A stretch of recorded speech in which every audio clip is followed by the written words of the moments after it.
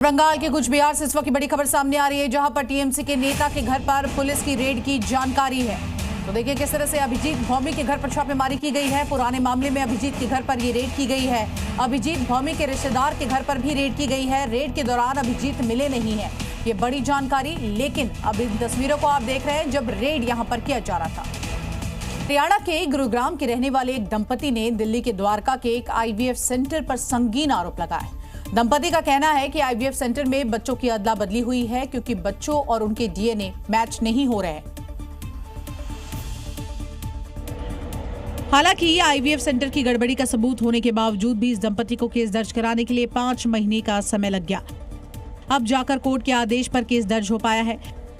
अभी हमें पता ही नहीं है कि ये बच्चे जन्म से पहले ही ट्रीटमेंट के टाइम पे चेंज कर दिए गए या फिर आफ्टर बर्थ इनको चेंज किया गया है, हमें वो पता ही नहीं है। बस पिछले 5 महीने से हम हर जगह हर डिपार्टमेंट में यही रिक्वेस्ट कर रहे हैं कि प्लीज़ हमारी हेल्प करो, एक जांच की जाए, एक पता लगाया जाए, इन्वेस्टिगेशन की जाए कि आखिरकार हुआ क्या है।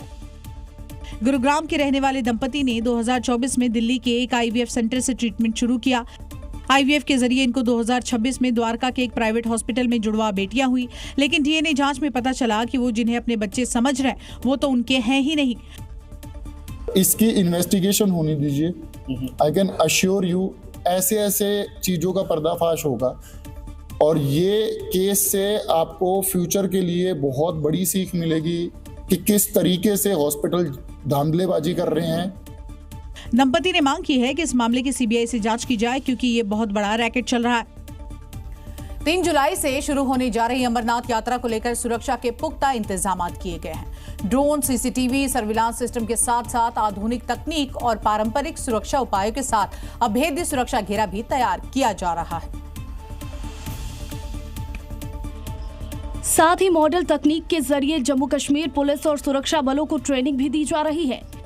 के पास कुछ ऐसे मॉडर्न गैजेटरी इनको दी गई है जो आप देख सकते हैं कि उससे ये डिटेक्ट करते हैं कि कहां पर क्या छुपा है। इसके अलावा लिक्विड आईडी और गैस आईडी या सॉलिड आईडी, तीनों किस्म की आईडी को डिटेक्ट करने के लिए अलग अलग उपकरण दिए गए हैं। इसके लिए जो मेटल डिटेक्टर्स इनको दिए गए हैं, माइन डिटेक्टर्स इनको दिए गए हैं, वो नवीनतम किस्म के हैं। इनके पास माइन डिटेक्टर्स वो हैं जो ज़मीन के अलावा कंक्रीट के भीतर भी जो है डिटेक्ट कर सकते हैं।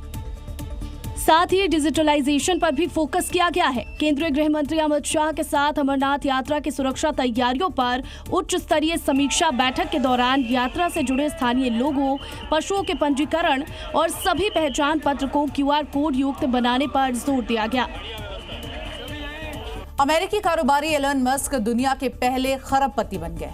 उनकी कंपनी स्पेसएक्स के शेयर ने जैसे ही अमेरिकी सेंसेक्स में एंट्री की, उनकी कुल संपत्ति $1.1 ट्रिलियन हो गई है। यानी कि मस्क की संपत्ति अब ताइवान जैसे देशों से भी ज्यादा है। दरअसल मस्क की कंपनी स्पेस एक्स की शेयर ने अमेरिकी शेयर बाजार में धमाकेदार एंट्री करते हुए इतिहास रच दिया। आईपीओ के जरिए स्पेस एक्स ने $75 अरब जुटाए हैं और इस दौरान इस कंपनी के शेयर की कीमत $135 प्रति शेयर तक तय की गई।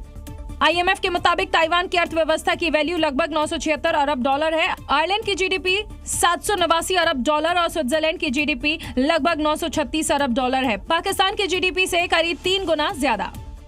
अब एलन मस्क इन देशों से भी ज्यादा अमीर हो चुके हैं। हालांकि जीडीपी का वैल्यूएशन हर साल होता है, जबकि मस्क की ये संपत्ति उनकी अब तक की कमाई हुई है।